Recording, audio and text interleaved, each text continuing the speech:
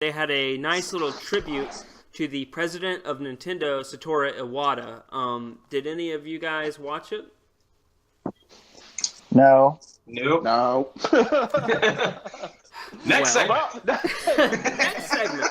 No, they had a nice little segue. I was gonna say segue. I mean, they had a nice little tribute. They had a nice little tribute to Satoru Iwata.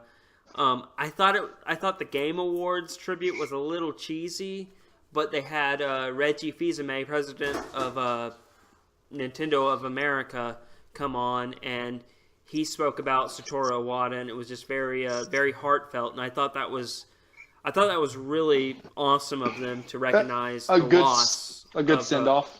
Yeah, a good send-off and the loss of a person who has worked in the game industry and contributed a whole lot to games in general, and of course to Nintendo.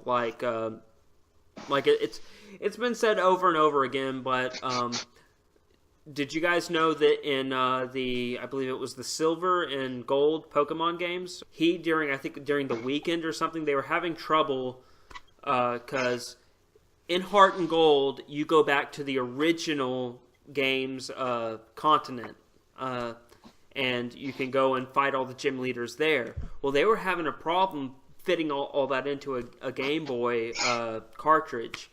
And Satoru Iwata, I think it was over the weekend or over the week, compressed all those files and made it playable. Like, just, by the way, not like he was personally working or being paid.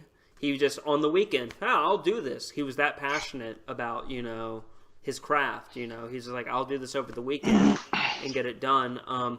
There's so many games that he helped make, and he had such a great mind. He's the one who came up with Nintendo Direct, which is great because, like I said, you would get this Direct and they would show you all these great, games and software that are coming out for the Wii U, and you would get a constant update on that. Not only that, I would suggest you, and everyone, people who are watching, and you guys too, go onto Nintendo.com and watch Iwata Asks.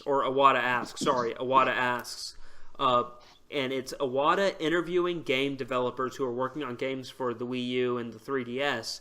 And because he's a game developer himself and he makes games too, he asks such insightful and hard-hitting questions too on how, if you want to know how a game is made, go read Iwata Asks. Because he asks those questions, and it really opens up for the first time, because Nintendo's always been very mysterious about how they make games and everything like that. Iwata really pulled that veil open and showed you, the behind the scenes of Nintendo in a way we hadn't seen before. So I would suggest you guys go read some of those. But anyway, getting off subject there a little bit. But you get a little teary-eyed there. A little teary. No, not here. But when I was watching the tribute, I got a little lump in my throat because. Yeah. I'll joke. That's called a dick. Yeah.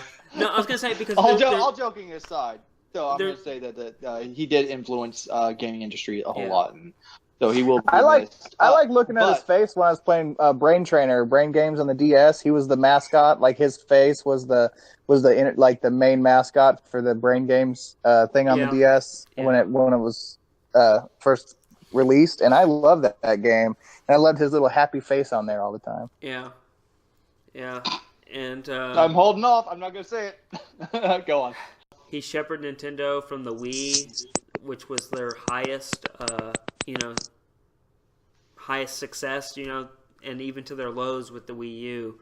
And he will be missed. There's a lot of games he made that really I played a lot and I liked.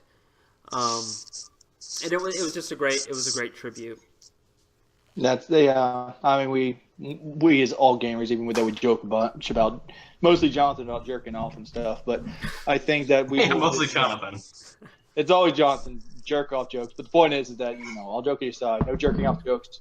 He influences all of us in a certain way, so it sucks that such a legend is passed. So yeah. Cheers. Cheers to you, Mr. Iwata. You will be missed.